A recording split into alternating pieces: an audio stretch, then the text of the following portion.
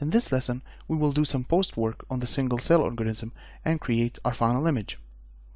I went ahead and opened all the render elements into Photoshop and added them into one file, and also renamed each layer according to the render elements. So now, before we start doing some post work to these, just go ahead and create a new layer, drag this to the bottom, name this BG for background, and I'm going to fill this with black. I'll go ahead and put a lock on it just so we don't move it by mistake. Now I'm going to go ahead and make the self-illumination layer visible. So this is the self-illumination that we rendered. And now under the blending options where it says normal, just go ahead and select linear dodge. It's also called add in After Effects on other composition software. So this will add the self-illumination effect on top of the beauty one and will make everything that has a self-illumination stronger.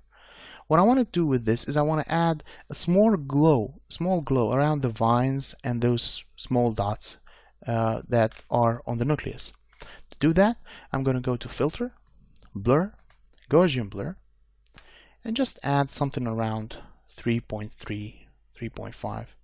You can see, if you check the preview, you can see with, without, and with. So this is the look that I'm going for. I'm going for this blurry glow around each dot and around the vines. Right? If you think the effect is too strong, you can go ahead and tone down the opacity to get the look that you're going for. All right. Now let's go ahead and make the reflect visible. Before I change the blending options for the reflect as well, I'm going to go into Filter, Blur, and add a Gaussian blur on this one. I'm going to add a blur to this one because I want the glossiness reflection to have a nice bloom around it. So I think something around 4 or 5 would be good. Again, now go into the blending option and change to linear dodge add. This will make a nice bloom and also will make the glossiness far much stronger. So to tweak that down, just go into opacity and just tone that down to the look that you're going for. Now, again, we will do exactly the same thing for the specular. Under Filter, Blur, Gaussian Blur, and I'm going to go ahead and maybe tweak this down a bit, maybe something around 3 or 2 point, maybe 3 is good. Right? Again, change the blending to linear dodge, right, and tweak this to the look that you're going for. What do you think looks good? Now, here is what we had before, and here is with a few tweaks that we did. One thing I want to do before we start the new image is I'm going to do some tweaks to the self-illumination by adding an adjustment layer just to tweak the color of it. Just to show you that you can do this to any of the layers that we added, any of the other passes or the render elements. So select the self-illumination under Adjustments, add the Hue and Saturation adjustment. Alright. If we go ahead and do the tweaks now, you're going to see this will affect the entire scene and the beauty, and I'm not looking for that. I just want the color effect to affect only the self-illumination rendered element. So to do that, hold Alt, and this will change the mouse pointer, and just click on it, and you'll see this will clip the hue and saturation adjustment to only the self-illumination. So now, if we go ahead, I'm just going to move this a bit so you can see. If we go ahead and tweak this and move it, you'll see that it will change the color, but it will change the color only for the self-illumination. So now if you hide this, you see this won't affect the other layers. So it's only affecting the self-illumination. So I think something around this makes it look more bloody, more organic. You can tweak down the saturation if you think it's too strong. I think something around this is good. Alright, so now let's go ahead and create the new image that we will build the final image on. So go ahead and create a new file by File, New. For this I'm going for a Full HD, so 1920 by 1080. Alright, and I'm going to go ahead and open the image that's called Milky Way _BG, and you'll find this in the same HDR labs zip that we downloaded from hdrlabs.com, and we use the HDR one for the dome light HDR image. Right? Command A or Control A to select it all. Command C or Control C to copy.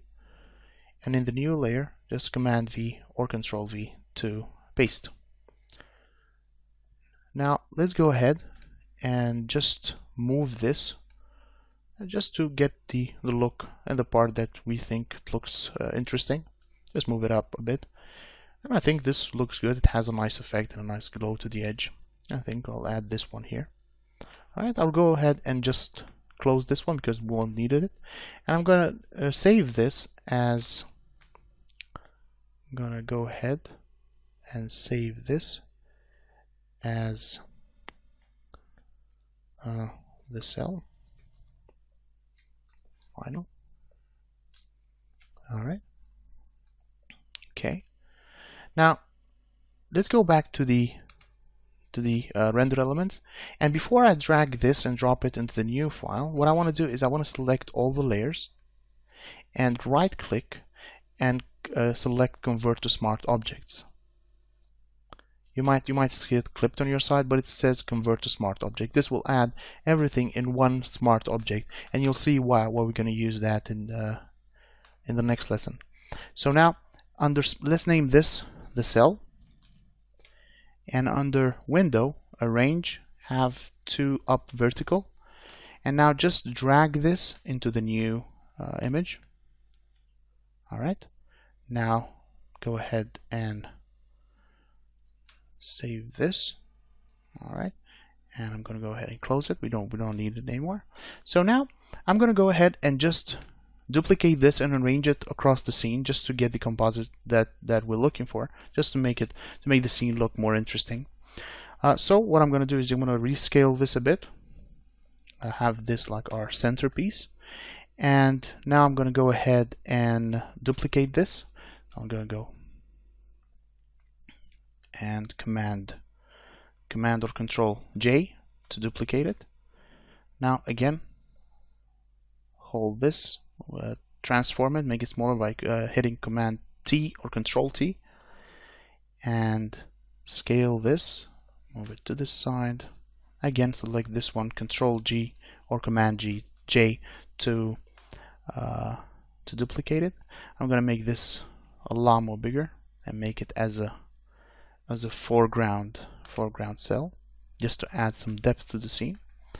Again, this is what I'm going to do. I'm just going to go ahead and duplicate the layer and move them around the screen just to make them fit, to get the look that I'm going for.